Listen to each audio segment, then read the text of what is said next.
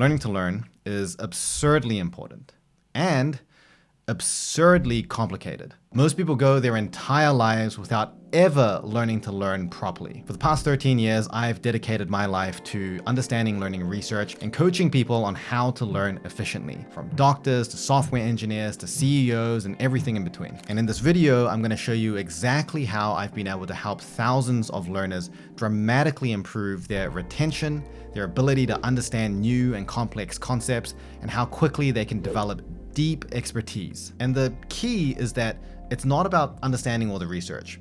My secret weapon is that I've developed the skill to diagnose why someone struggles with learning and precisely what they need to do to improve. And giving you this skill is potentially the most valuable thing that I can teach you. By the end of this video, I want you to be able to see your own learning as if I were coaching you directly. So here's what we're going to cover today. Number one, what learning to learn actually means and why most people misunderstand it. Number two, the 5 core dimensions of learning that actually dictate your ability to learn and improve. Number 3, how to diagnose your biggest rate limiter. And number 4, how to start improving on that area right away using the same process that I use with my clients. So let's start with the first one, which is what learning to learn actually means. I call this the anatomy of learning.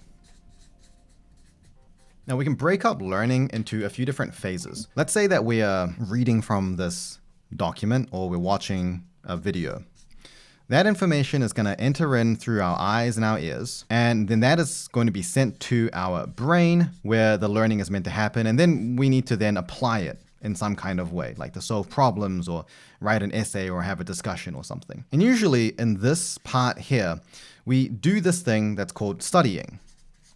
This is where we're writing different types of notes, or we're reading in a certain way, we're using different types of apps. And the idea here is that by studying in a certain way, it allows us to have better memory, and it will allow us to therefore apply the information. But this is not really how learning works. Learning happens in the brain, primarily, which means that when we study and we do things, the purpose of studying is to trigger certain types of processes to happen inside the brain.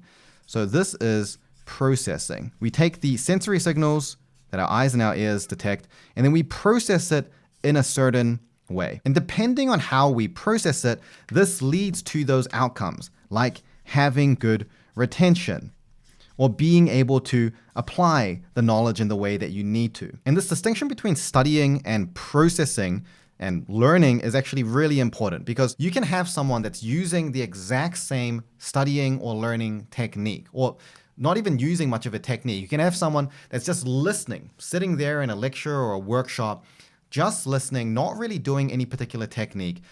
And the level of knowledge that they're able to generate may be much higher than someone else. The difference here is not in terms of their technique. The difference is in the way that they are actually thinking about the information. And just because you use the same technique as someone else doesn't mean you're thinking in the same way. And this is essentially why learning to learn is so ridiculously complicated.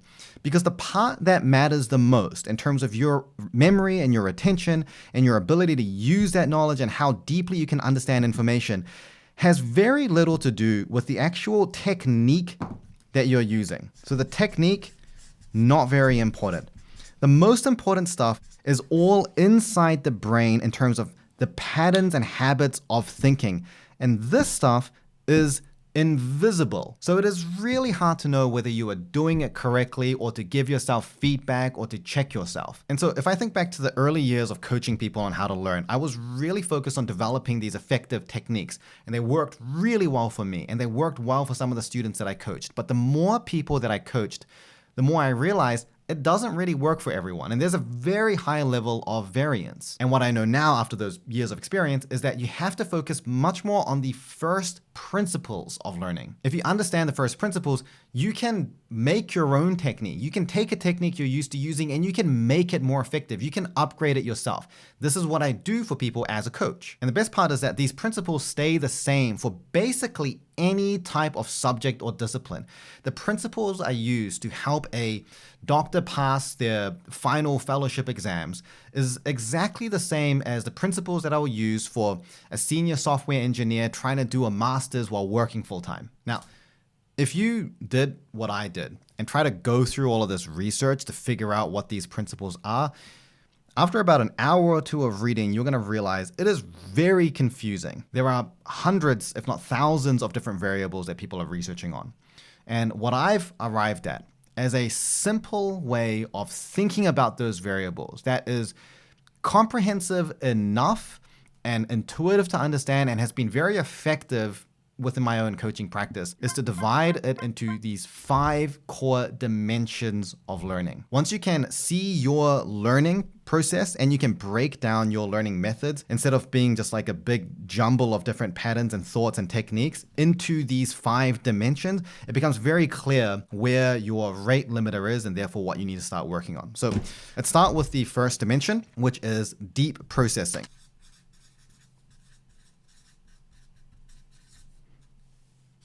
Processing, if you remember, was the thinking that your brain is doing. When you get new information and the way you think about it, we call that processing. And there are a lot of different ways that you can process information. One way you can do that is deep processing. Now, to keep things simple, the way that you can think about what deep processing is and what it means for you is that deep processing is any type of thinking process that leads to you forming a good knowledge schema, which is essentially a fancy way of saying that you're building a network of knowledge. And this is basically how your memory functions. Your memory functions as this interconnected web of information. Now, when you learn something through shallow or superficial processing, then you are not building this schema. You're not connecting information inside a network. And so your knowledge ends up looking very much like this. You have your, let's say, book that you're reading. You read the words. Let's just say that this is the information that you've read. It goes into your brain and it just sits there, isolated and by itself. Maybe it's connected to a couple other points. This is not a very well connected network. It's not really forming like a web. So over time, what's going to happen, actually very quickly, is that you're going to forget this. That's going to be forgotten. And this process can actually be like literally in under a minute. This is why you can read a page and by the time you get to the bottom of the page, you've already forgotten half of what you read. Your brain is very, very efficient at forgetting information that's not connected, because otherwise it's just a waste of energy to keep it. On the other hand, if you're processing things deeply, this piece of information ends up integrating with a much larger, more dense network. You get the idea. And so from your brain's perspective, it doesn't want to lose this because it seems like it's really valuable information to hold on to because it's connected to so many other things. This phenomenon is what happens when we build memory. People who can do deep processing very effectively and at a habitual level tend to be statistically the top achievers. So people that are in school, in uni, at work, that just get things. They're able to understand those concepts more quickly. Their memory seems to be better. They can get better grades without studying as much as other people. Why are they able to do that? They're able to do that because their deep processing ability is already high. And so the words we give to people like this is people who are like a genius or just that typical high achiever. Now, the good news is, because of this great phenomenon in the brain called neuroplasticity, which is a technical term for your brain's ability to break and make new connections and essentially just grow and adapt, you can train your deep processing. Even if you didn't have the genetics or the early childhood experiences that were necessary to make you a habitual deep processor, which is a minority of people, you can actually just train it by mimicking the way that a deep processor thinks and eventually just getting used to it. It just becomes a new habit. And so this is kind of like the holy grail of improving your ability to learn. This is where a lot of my experience and my attention and coaching has been. This is what I teach in the program. This is the thing that I'm really proud of having figured out a way to teach and train. But it's not easy to do. Because you are thinking in a way that you haven't thought of before, this method of thinking, if it's not a habit, is going to be very uncomfortable. So there's a high level of discomfort, and it requires a very high level of effort to force this neuroplasticity. It's kind of like working out, trying to build your muscles. If you go to the gym one time, do a 15-minute workout, you're not going to be jacked for the rest of your life. It takes that time and consistency and that level of intensity. And so most people, even though it's possible to train your deep processing, most people just never get there because they give up, because it's too uncomfortable and it takes too much effort. So how can you tell if deep processing is your rate limiter and therefore the one that you need to focus on improving? The main thing here is going to be that you have to spend a high amount of time to understand new concepts and complex concepts. You will suffer from all these symptoms of not having good deep processing. Like, you will find that if we look back to this anatomy of learning, you can see if your processing level is low, you're going to struggle with your retention. You're going to struggle to apply that knowledge in deeper ways. You're going to find that you are forgetting things more quickly, and you're going to have to spend a lot of time like relearning the same thing over and over again. If deep processing is your biggest rate limiter, then what's one thing that you can do to start improving on this straight away? The most important thing that you can do is to start building a radar for deep versus shallow processing. Like I mentioned before, this processing happens inside the brain. It's invisible. So the only way you can really tell whether you are getting better and deeper with your processing or if you're getting more shallow is if you can detect it mentally. Like, if you become self-aware enough of the way that you think and you can label it, saying this is deep processing and this is shallow processing. And the easiest way that you can start building this radar is to ask yourself just this one question as often as you can, which is my learning right now isolated or is it integrated? If you've heard my TEDx talk, this was like the whole topic of it. Isolated means that when you're learning information, you are thinking of it like this. You are focusing on memorizing. You're trying to go over it again and again. You're trying to just understand what it means. You're not really thinking about what it means compared to something else. Most of your time, most of your energy and attention is based on just trying to understand the single thing and remember it. And that is also your win condition. That's how you measure success. You will read something and you will think, yep, I have learned it, if you feel that you have understood it and you can remember it. And if that is how you feel and where your thoughts and attention is on when you're learning, you are almost certainly isolated, and therefore this is shallow processing. So this is shallow, bad. On the other hand, if it's integrated, it's the opposite. You're comparing things. You're very actively not just understanding it to understand, but you're understanding something, trying to wrap your head around it so that you can put it into the big picture, so that you can compare it to something else, so that you can create an analogy. The information is being processed for the purpose of integrating it with other pieces of information. This is comparing and contrasting and thinking, why is this important compared to something else? This is actively thinking about a big picture. If you spend most of your time thinking about this, and this is where your attention is, and this is your success criteria, when you're studying, you feel like you've learned it only when you've been able to make sense of it relative to something else, and it belongs somewhere in a schema. This means that your priority is on integration, which is a good thing. That means you're doing deep processing. Do a round of studying, figure out where you sit. You're going to probably flip between these two, back and forth, but see where you are mostly and just try to get a little bit closer towards being more and more integrated. When I coach people through my learning program, just going from this to this and just slowly taking that step by step is a process that often takes weeks. So expect you're not going to be able to solve this overnight, but once you can build that radar, you are on your way towards learning success. This is the first dimension, deep processing. But it is actually not the most rate limiting for most people. The second dimension is something called self-regulation.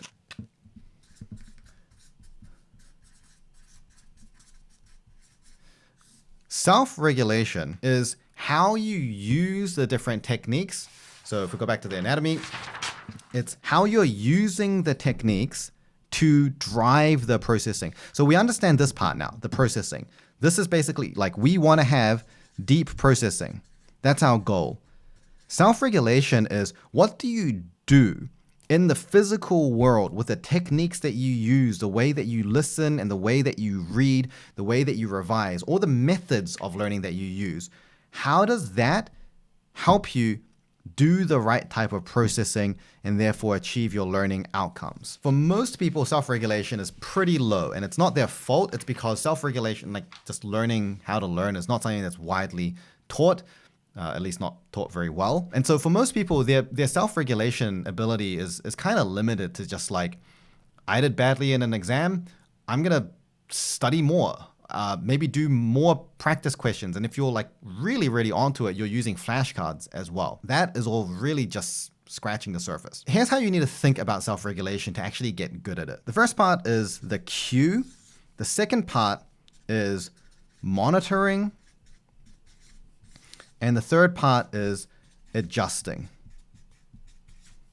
When you can do all three of these well, you are doing self-regulation well. And it's worthwhile to develop this skill because let's say that your deep processing is not like really, really, really good, which again is most people. You don't have to develop your deep processing to the top level to get top results.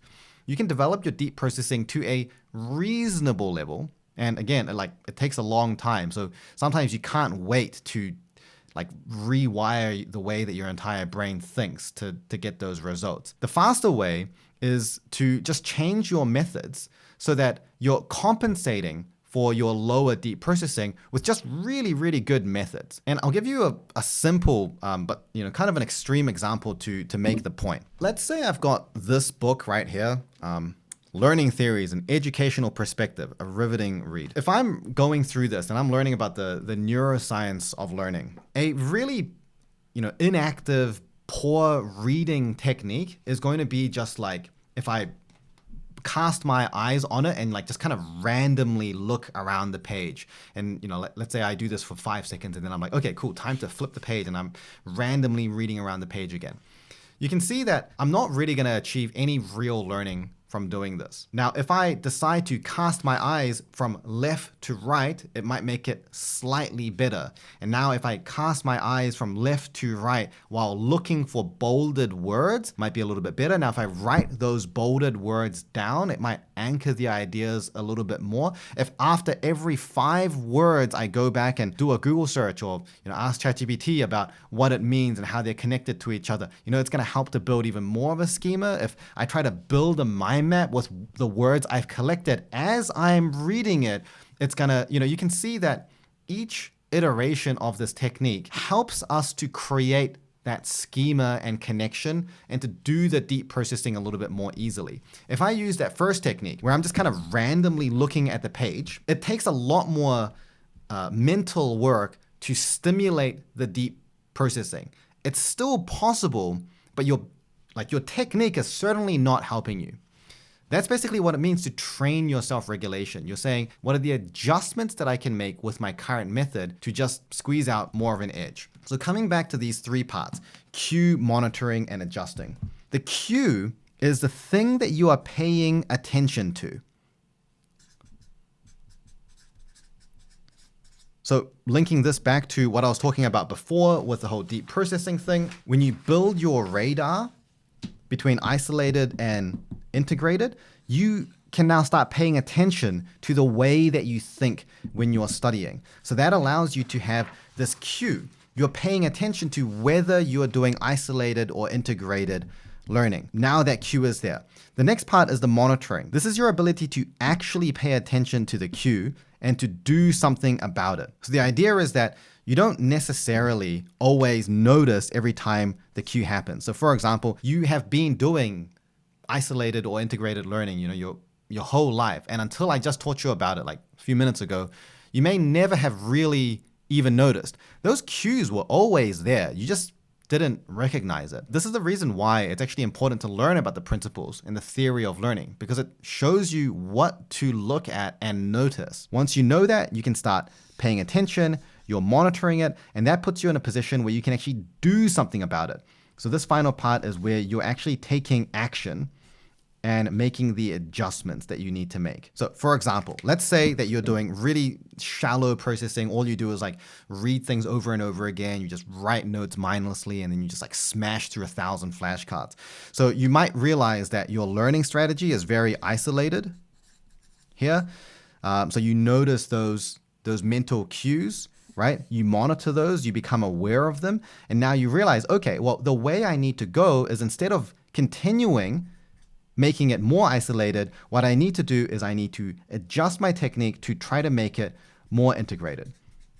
And now you think, okay, in my technique, what small change could I make that would take it one step closer to my target adjustment, which in this case is getting it more integrated. And this process of just paying attention to the cue, actively trying to monitor it, and then thinking about how I can make adjustments and making those adjustments, and then again, seeing how that feels, monitoring it again, making another adjustment, and continuing that over and over again. This is basically what it means to learn to learn. Here's the really unfortunate counterproductive thing that happens with most people that try to learn, which is that you remember how here in the deep processing part, I talked about how changing your habits is like really uncomfortable and it takes a lot of effort. So what ends up happening is that people will start recognizing it. They'll pay attention to the fact that it's isolated. They'll try to make it more integrated. And then what they'll realize when they do that is that this requires more effort. This is harder than it was before. And because it's harder, they interpret this not as, okay, I'm therefore doing it better, but if it's harder, it must be worse. And so they actually make an adjustment back to being isolated instead. And this leads to them not improving. This is called the misinterpreted effort hypothesis. And it's been seen across students and professionals of all ages and all levels. It's this really common misunderstanding that effective learning is meant to be easy, and if I'm making a change in my learning that makes it feel harder, it must not be working. So just be careful of this. How do you know if self-regulation is your biggest rate limiter and the thing that you need to work on first? First of all, you probably do not have a lot of different learning methods, and you're probably never engaged in this cycle of kind of monitoring your learning effectiveness and trying to make things work and adjust it. You probably use the same methods that you are just used to using, that you use by habit. The same thing maybe all of your friends are doing. And so when you get good results, it's like, yay, and then sometimes you get bad results and you just don't understand why that's happening. So if you feel like you don't really know how you learn and you don't have a lot of control over your learning ability and your results, then it means that you probably don't have a great level of insight into your learning process, and that means that your self-regulation is going to be really low. Statistically speaking, this is honestly most people. When I first started on this whole learning to learn journey, like over a decade ago, my self-regulation was just like completely abysmal. If you're in the same boat, don't worry, there's hope for you. I managed to figure it out myself. At this point, if you're feeling like this is really useful and you would like an easier way of figuring out where your biggest limiters are and you're not quite sure, then I have a quiz that I've created that assesses you on the 3 most commonly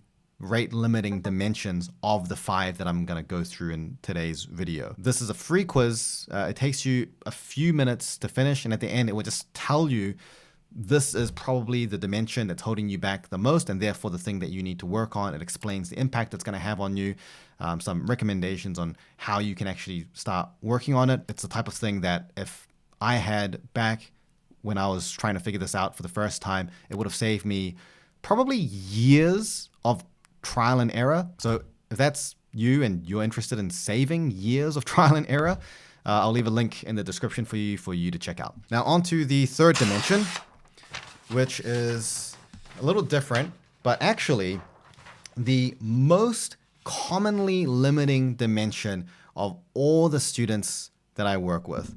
Of the thousands of students, I would say around 60 to 70% of all students and professionals will be limited by this dimension. And this dimension is called mindset, which sounds really like fluffy and you're like, I'm in a video about learning to learn. Why am I hearing about mindset? But hear me out. This is actually really important. Mindset, in the shortest possible way, is how you respond to discomfort, difficulty, and the idea of making mistakes. On the journey of learning to learn is basically changing your habits. So it's habit transformation. And any habit transformation, by necessity, it's completely unavoidable, involves you making certain mistakes, which are really valuable because it teaches you about yourself and it helps you to improve. The mistakes are the learning opportunity. But you have to make these mistakes, and there's a lot of discomfort, as I've mentioned before. If you don't have what's called a growth mindset, and instead you've got what's called a fixed mindset, you will look at these mistakes and this discomfort and you will feel a sense of insecurity and fear. If you are learning a new technique and you're thinking, wow, this is really different to how I've been studying before. And I can see why it makes sense. And I feel like I need it. But then when you think about actually trying it and applying it, all you can think of is, well, what if it doesn't work? What if I screw up this part? What if I use a technique here and then this part goes, what am I meant to do? This is paralyzing. And that paralysis from just having so many what if questions essentially causes skill stasis. It means that you do not gain any skills. You do not grow. You spend so long thinking about how to avoid making any mistakes that you just don't do anything. And it's, can be crippling because you can realize that your decision to not make mistakes is basically causing you to continue to struggle every day with the issues that you have now. And if you've done badly in the past, it's almost guaranteeing you are going to continue to do badly moving into the future. And despite knowing that it completely sabotages your ability to grow, the fear and insecurity and the emotional aspect of it can be so hard to overcome that we stay paralyzed. And actually, it makes it even worse because now we've got two problems to deal with. The first thing is that we have insecurity and fear. And the second thing is that we are aware of how damaging that is for us, and we still can't do it. So we feel even worse about it. Now, the opposite of this is, as I mentioned, a growth mindset. And a growth mindset means that when you see these mistakes and this discomfort, you don't feel the insecurity and fear. You feel either nothing, because you just accept that it's necessary, or actually, if you really have a growth mindset, and again, this mindset can be trained. You can go from a fixed mindset to a growth mindset. The way that you react instead is that you actually start becoming excited. You become excited to try it out and make some mistakes. You become excited and really comfortable with being uncomfortable because you know how much growth is going to come from that.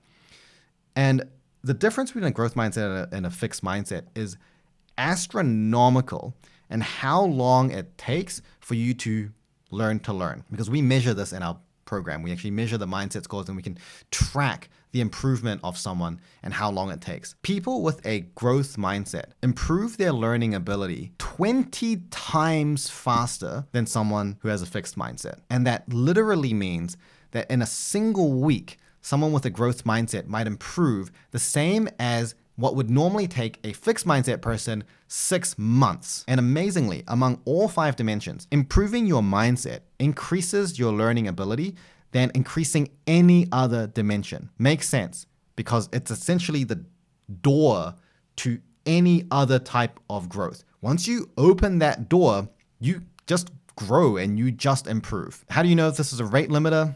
Fairly obvious if you resonated a lot with what I was talking about here in terms of this feeling of insecurity and fear and this paralysis and this stasis. If you resonate with that and you know that you're averse to making mistakes, then mindset is the dimension that you 100% should prioritize as number one. It's actually almost pointless to work on developing anything else unless you work on your mindset first. Now, how do you actually do that? Like I said, if you just tell someone that mindset is a problem, but you just don't give them any tools on improving it, it actually makes things worse. So here's what you need to do. The first thing is, and this is going to sound a little hippie, but is to be open-minded to the idea that mindset is the thing you need to work on first. So number one is just to be open-minded. when people join our program and they're, really excited to learn all these new techniques, they, because we teach them about this mindset stuff, and they'll look at these lessons, they'll think like, oh yeah, but not important for me. Like for me, what I really need is I just need to learn this new technique. And they are so wired to thinking about the shortcut and the fastest way to improve that having this call out is just ignored. And so what ends up happening is that they'll spend like 3, 4, 5, 6 months really struggling to learn, and then realize, oh, the reason I can't learn is because I've been blocking my progress. I haven't been practicing for 6 months. I've spent 6 months thinking about how to practice, which again is stasis. So the first thing is just to be open-minded. The second thing is to limit your information. So there's this U-shaped distribution of how useful more information is for you. Inverted U. So this is the amount of information that you have, and this is how useful that information is for you.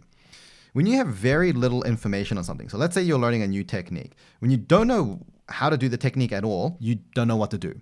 But as soon as you start learning about the technique, that information is very, very useful because you're understanding how you can do that technique. And at a certain point, you reach a level of information where getting more information actually makes it less useful.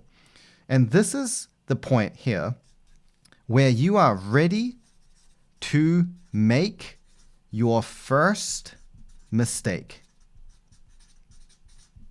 This point, everything along here, this is you getting information to try to avoid mistakes.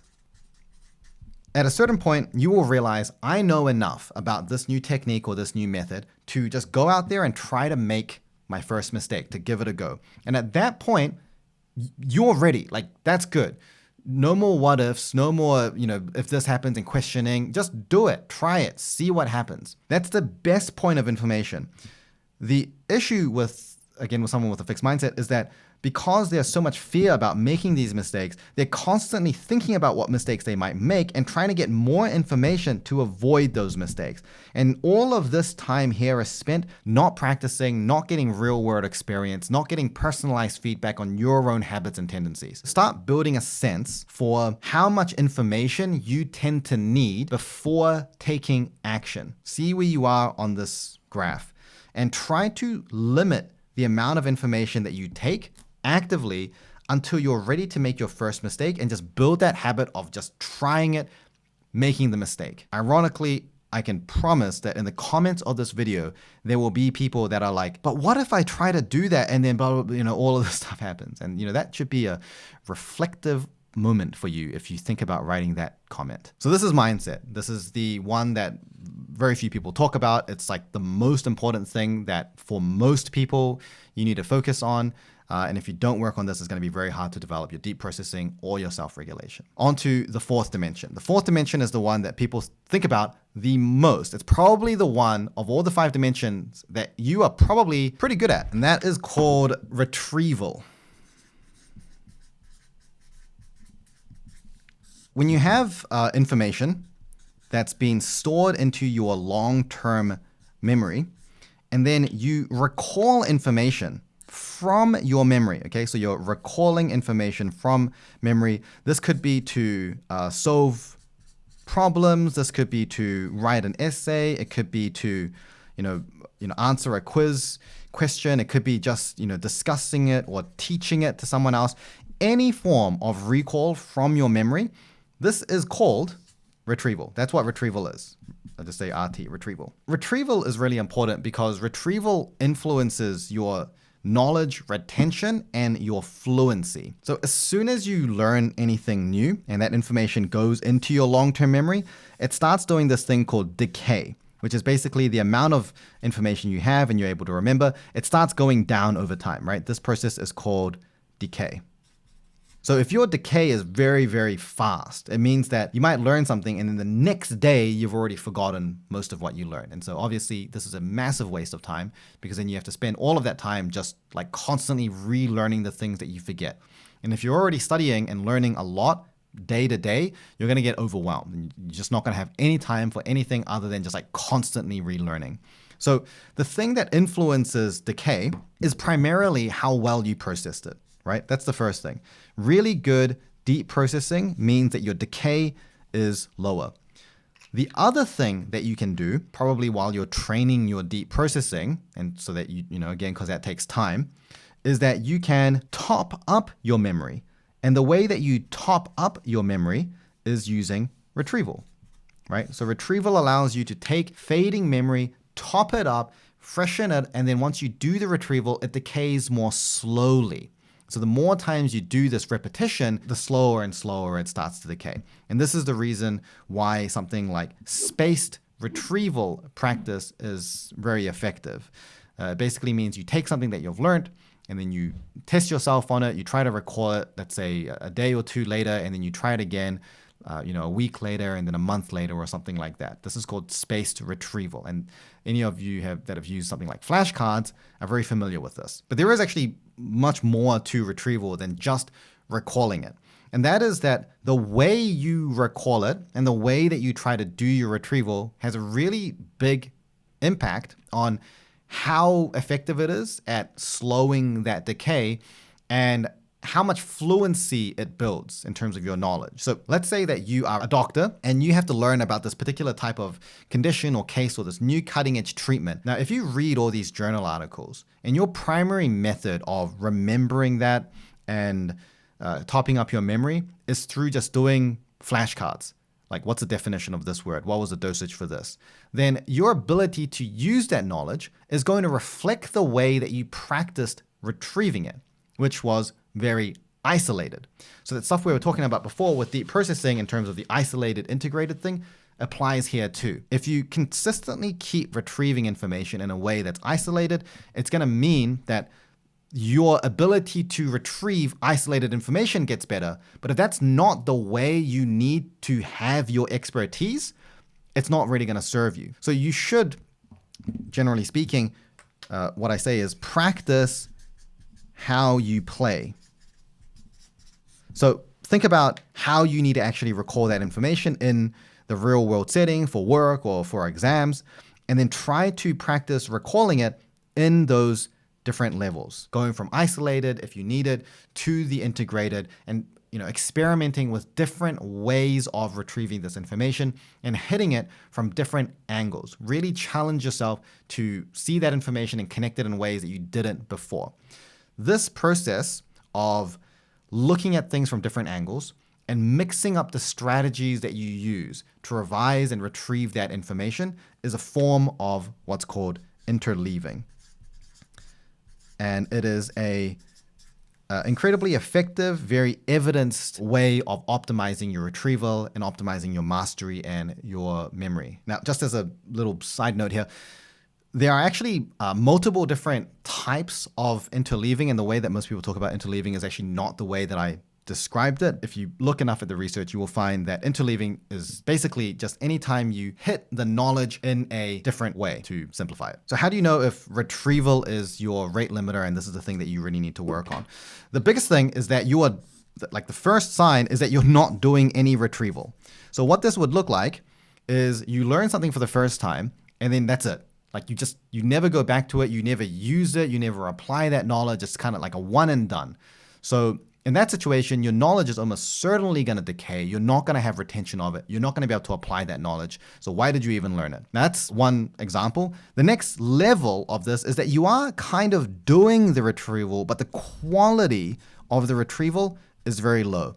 How do you know if this is the issue for you? The first thing is that you actually might spend a lot of time on retrieval. This can be problematic because it might mean that the way you are doing the retrieval practice is setting you up for really fast knowledge decay.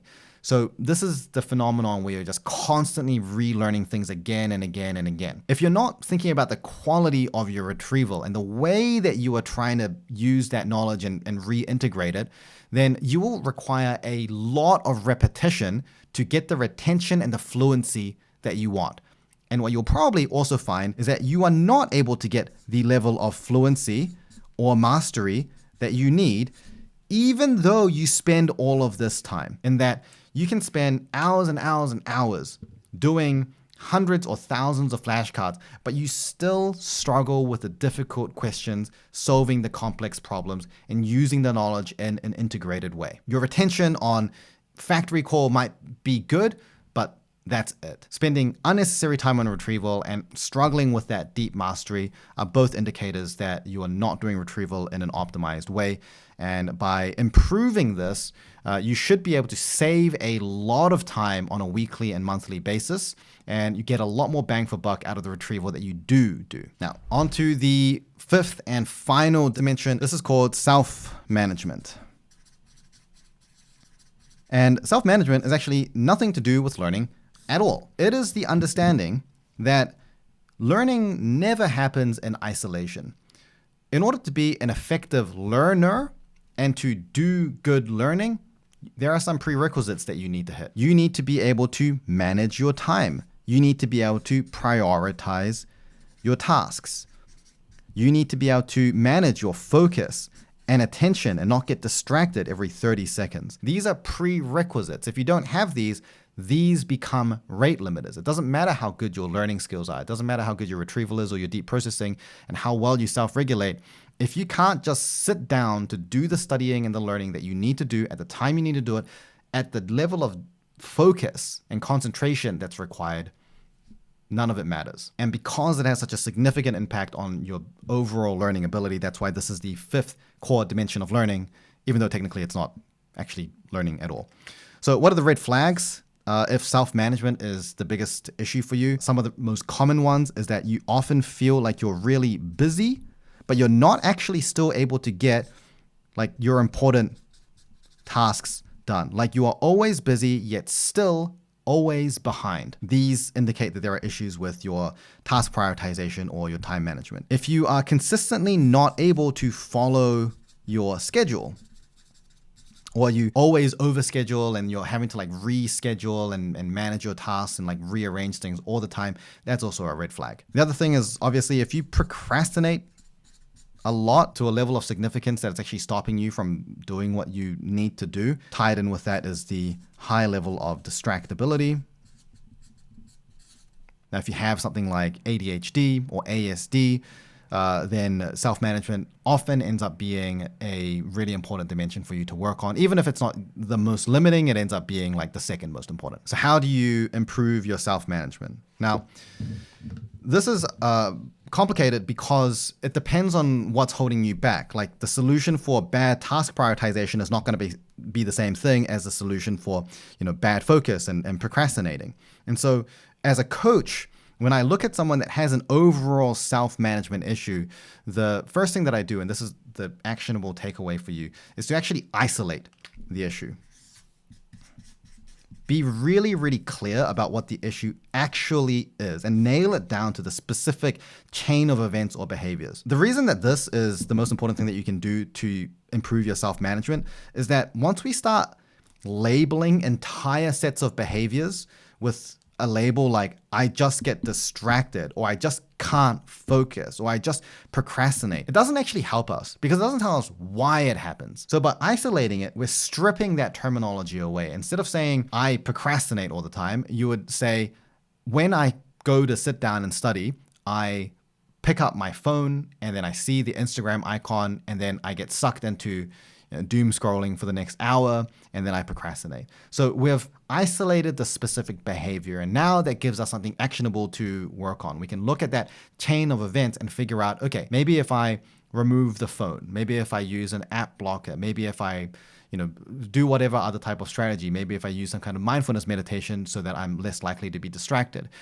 We can see that when we apply a certain type of intervention, it's going to have a desired effect. And once you've done that, the second thing that you can do, this is your second key actionable takeaway, is to commit to the change.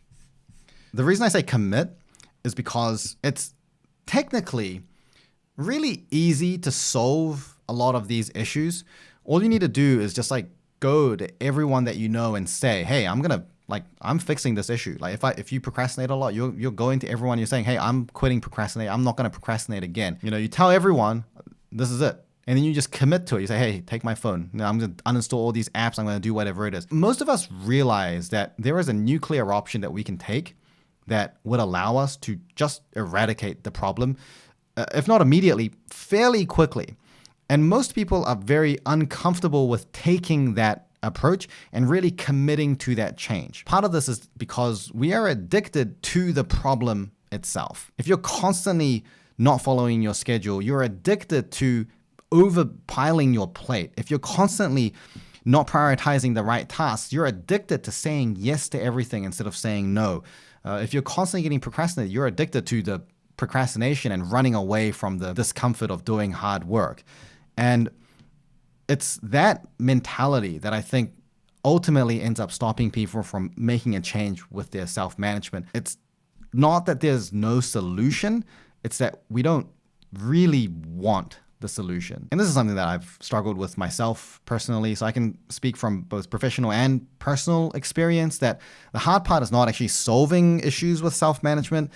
The hard part is actually just committing to make the change. So all of these were the 5 dimensions of learning. And if you, at this point, are feeling like a little overwhelmed and you're not really sure what to do about it, then remember there is that quiz that you can take that will ask you the questions and make it a little bit easier for you. The link to that is in the description. And you probably realize that the videos I upload are about these different dimensions. Or if you are looking for a faster, easier, more guided approach to this, where you figure out what's holding you back the most and you systematically work on upgrading each of these dimensions, then I do have a program which is a step-by-step curriculum teaching you everything that you need to know about the theory and the principles and the techniques with examples and walkthroughs. Again, I will be posting on YouTube for free about these topics. But if you are interested in a faster, more guided path, then you might want to check out my program.